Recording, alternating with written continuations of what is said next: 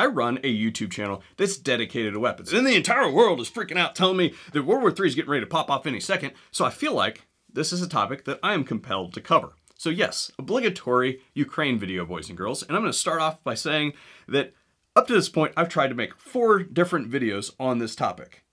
And none of them were any good. And this one is going to be no different, because I have spent the last week diving into the history and geopolitics related to this entire Soviet salad that we've got going on over there. And I can tell you that not a bit of it is any good. And let's be completely honest here, the vast majority of people that say that they are well informed on the Ukraine situation can't even find it on a map. Oh, you can? Point to it right now. Tell me exactly where it's at. Touch your screen right now. Did you get it? And if you didn't get it, you owe me a like. And I want my like. I don't know where we're at in the timestamp for today's video, but I know that a lot of you have already learned something here today, so I'm going to go ahead and lay a second one on you, and that is that regimes set up to service the interests of the United States government in foreign lands rarely pan out. We don't have a really good track record of those doing good things, and this one doesn't seem to be like it's doing very well either. This whole thing went super viral, super fast, as anything should that involves a world superpower rolling into another country with paratroopers and armor. Particularly in Europe. Y'all kind of have a track record of doing that. The problem with that virality is that all the wrong people have piled on this thing for all the wrong reasons, and all the wrong reasons are to get clicks and views and all that sort of stuff, which I suppose technically is kind of what I'm doing. There's a lot of people that have been losing big on the for a long period of time. But in an effort to shore up their intellectual solvency that they've completely depleted, they've tried to find something that's salacious. And the low information crowd that relies on those outlets bought it hook, line, and sinker. One of the impeti. One of the things that got me motivated to make today's video was actually something that one of my friends sent me.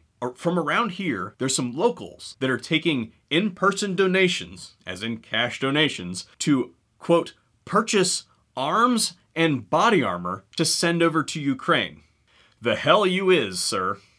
I can only imagine that if that kind of crap is going on in our little podunk zone, that the fraud on this situation has to be astronomical, including the whole thing at the very top with, you know, our president's son being involved in Ukraine. Speaking of armor and corruption, it's time for us to be corrupt capitalists and pay our own bills. We're actually going to talk about 2 companies today because, well, one's pertinent and the other one's just cool. And I'm also doing this on affiliate, so that means I haven't gotten paid yet, so we're going to double dip. First one is going to be Caliber Armor. You guys have seen them before on the channel. They do body armor, particularly their steel stuff is one of the things that we suggest, their coated steel plates, but they also offer ultra-high molecular weight polyethylene plates. This happens to be their big boy plate that I'll actually be putting out a dedicated video on this weekend, so stick tuned for that. But if you're also looking for concealment body armor and things of the like, then there's your people. There's a discount code over on the affiliates page for anybody who wants to use that thing to save a little bit on some brand spanking new body armor. Get it while you can. The second one that we're going to talk about is Blackout Coffee Company. Not Black Rifle Coffee Company. F those traders. Blackout Coffee Company. If you're looking for a Second Amendment oriented coffee company, I drink a crap load of coffee, and I know that a lot of you do too, so check them out. Also, of course, discount codes in the description box and over the affiliates page. Who is also complicit in this is whoever the Minister of Propaganda is that's running the official Ukrainian social networking profiles, because whew, it's pretty bad. Now in the past, I really like some of the stuff they posted about the Russian government in the past. Some of their posts are absolutely savage. And I understand that they're trying to run a propaganda campaign against an invading entity, but when you're running propaganda, you have to have some grain of truth to it. And some of the stuff they've been posting is just absolutely untrue. And at this point in time, you should look at the official Ukrainian social networking posts as an episode of The Alex Jones Show. I don't like them putting chemicals in the water that turn the friggin' frogs gay. Сила у нас є, ще не вмерла Україна, поки крепко є борщ, сало, цибуля. Sorry about that. I couldn't help myself, and yes, that was absolutely real. So now we're going to talk about our boy Zelensky over here, because they're propping this guy up to be some kind of superhero, and I'm profoundly uncomfortable with that, because it seems to me that everybody has suddenly forgotten that this dude's an absolute piece of shit. just because somebody is the antagonist to Vladimir over here doesn't mean that they're a good guy. And have we not learned this lesson from enough times doing this that, hey, maybe the enemy of our enemy isn't somebody that we should just hang out with? So really what I see is a tale of two douchebags here. And the best way to tell that tale, in my opinion, is to quickly paraphrase the history that led up to this entire situation, because I think you can get an idea of kind of where we're hanging out here. Rewinding all the way back to the 1990s. We're talking jean jackets and everything here. There was this thing called the Soviet Union, and part of the Soviet Union was Mother Russia and a whole bunch of satellite states. Ukraine happened to be one of those satellite states, and they got a divorce. And it just turned out that we kind of all figured out that Mother Russia was a vindictive bitch and she was using her satellites to basically pay all of her bills, and Ukraine had enough of it. So the whole reason for that breakup, turns out, is that Russia sucks at everything, especially military tactics, as you guys can see. But that aside, they really do two things well. One, make vodka. Two, export petroleum products and things like that.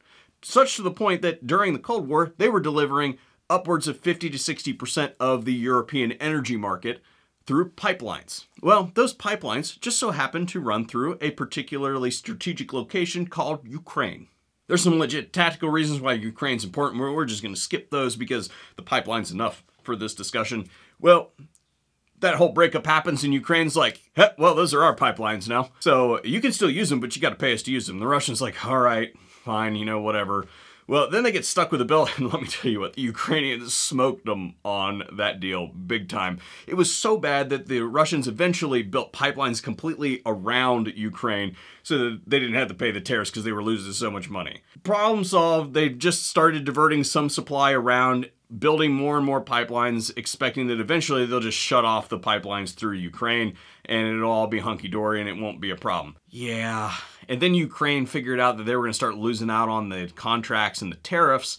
So they're like, well, okay, well, that's fine. Since we're going to lose out on that, we're just going to do our own exploration off coast. And so then you got Crimea. So the Russians annexed Crimea, and they really get three things out of that, among other stuff. But the three big ones are all the infrastructure was there. So they get a whole bunch of new toys. They also effectively delete a large proportion of Ukrainian coastline, basically eliminating their ability to explore those strategic wells offshore because, well, they don't own it anymore. And then three, they get a warm water port. Ports that don't freeze in the wintertime are uncommon. So the Ukrainians really didn't take too kindly to that whole like show up and point guns at us and take our toys and our weird misshapen island thing. So remember that it's a peninsula, and it just so happens that all the water supplies for that whole thing come from a single river that is still on the Ukrainian quote-unquote mainland. And they were like, okay, well, that was really cute, and they went over and filled that river with concrete.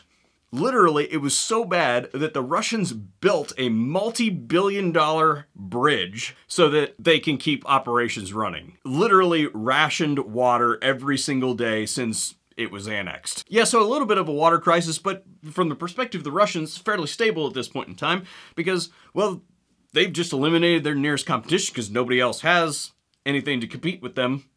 And they also own all the means of distribution, and they also know that nobody's going to mess with them because, well, who was in office on our side at that point in time? Yep, those guys. Recognize some faces? So if you remember back a couple years ago, there was a new technology developed called fracking. And the purpose of fracking is to extract natural gas and other stuff from shale deposits. Happen to be really big in my area because I'm currently standing on one of the world's largest shale deposits. Guess what Ukraine has? You betcha. One in the west and one in the east. And if you have any idea of the numbers that come out of these shale deposits, development of those natural resources would be rather threatening to someone like Russia, whose economy has devolved to the point where percentage of GDP from petro and related products like natural gas is a serious, serious percentage. So at the time, it really wasn't that big of a deal because it just so happened that there was a pro-Russian government in charge in Ukraine at the time. Well, then the people really didn't like that, so they literally had a coup, and they booted the pro-Russian guy out of office. And who won election other than our golden boy here, Zelensky? What platform did he run on? the retaking of Crimea. While they've been putting on a really good show of it these days, if you compare the Ukrainian military to that of the Russian military, there is really no comparison in size and capability. So you look at it and you're like, how is a dude like Zelensky going to take his small military on the offensive against a world nuclear superpower? Well, he started talking to NATO. The Ukrainian military can't take the Russian military in full force. But you know who could?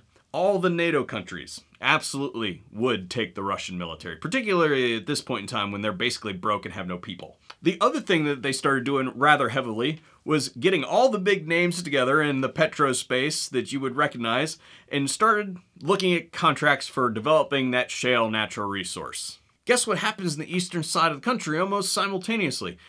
There happens to be some pro-Russian separatist groups that are taking over these two provinces that none of us can pronounce. I wonder what happens when we overlay that shale map onto those two oh, would you look at that coincidence? Ultimately, this devolves into a big dick measuring contest between Vlad and Vlad. And Vlad's like, hey, we're going to come over and take those territories because we've got our people over there and we want them. Humanitarian type stuff. Blah, blah, blah, blah, blah. And Vlad's like, don't you dare, we're going to join NATO. And the idea being that if they can get into NATO, then they can trigger Article 5. And Article 5 of the NATO treaty is that if you attack a NATO ally, then everybody comes down on the attacker. Boy, if that wasn't scripted right from the beginning. You guys ever seen the show Ozark? Love that show. It's fantastic. Waiting for the last season to come out. There's a particular word that you don't say around Darlene, because she'll blow your head off. NATO is one of those words that you don't say around Vladimir, because, well, the exact same reason. So that pissed him off, and he literally rolled across the border, took those two territories, and kept right on going. The virtue of dropping bombs on people that have internet access and smartphones eludes me, and it has resulted in a really ugly public profile for them that I think is going to ultimately damage them more than the strategic gains that they would have gotten from that. But I think that they may want the entire country, but I think where they're going is probably that river that we discussed, because the whole shipping of the water over to Ukraine just really is not working out for them. It's costing them way too much money. And now we're up to present day, and the demands for a ceasefire have been issued by the Russians, and they're completely unobtainable. They also didn't issue them to Ukraine. They issued them to NATO. If that isn't telling, I don't know what is. They want 1997 NATO borders restored, and they want no more expansion of NATO. Well, that would leave all the Baltic states, primarily Poland, swinging in the wind. And I just don't see that happening. So I don't know what this standoff's going to look like long term, but it is not looking very good, boys and girls. Now that we have concluded that contemporary history lesson, let's do some shit talking. There's only really two positive things that I can think of out of the whole situation. The first one you guys have seen everywhere, Second Amendment advocacy. Even out of leftist rags everywhere, you've seen give the Ukrainian citizens weapons to fight the Russians. Boy, is that not sweet or what? Although we do have a senile old man that apparently doesn't know the difference between Ukraine and Iran standing up there saying to literally give the Ukrainian citizens machine guns while he's advocating banning of legal, constitutionally protected property for American citizens. The hypocrisy is amazing.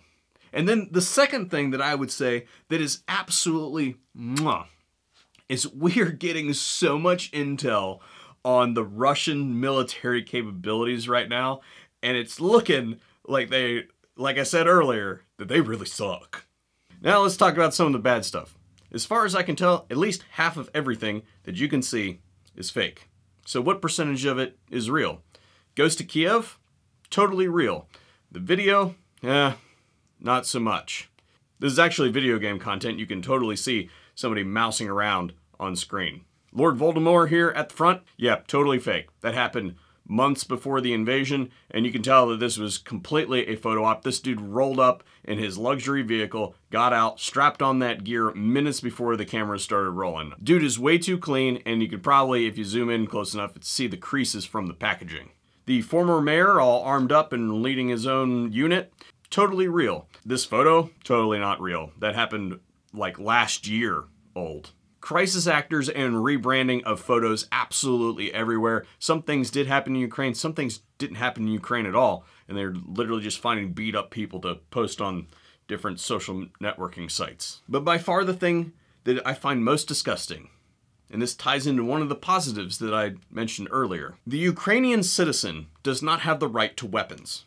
And this belligerent prick has spent his entire tenure, instead of working for the people, consolidating central power, which I am very sensitive to begin with because we've got problems with that in this country. On top of that, this dude has been out there kicking the beehive, and now that that central power that he has consolidated is threatened, it's all right to conscript your citizens into service and hand out weapons to civilians so they can act as meat shields for your vital assets. You can't have it both ways, bro. You can tell that I'm angry. So I think that there is a take home here, and that is that it doesn't seem to be entirely conscripted. The Ukrainian people really do not like the Russians on their turf. And I think that the call to arms is one thing, but then I think the response of the Ukrainian people is also another. And I believe that Mr. Putin is in for a real insurgency. If there's one thing that we resonate with as Americans, it's the gathering of a people to stand against an oppressor. The one thing I will warn you about, though, is prepare yourself for genocidal images. A lot of Ukrainians may lose their lives over this, and it's not cute, and it's not a meme. In closing, I guess it's a really good thing that we've been having the Israelis field testing our missile defense systems for the last 40 years.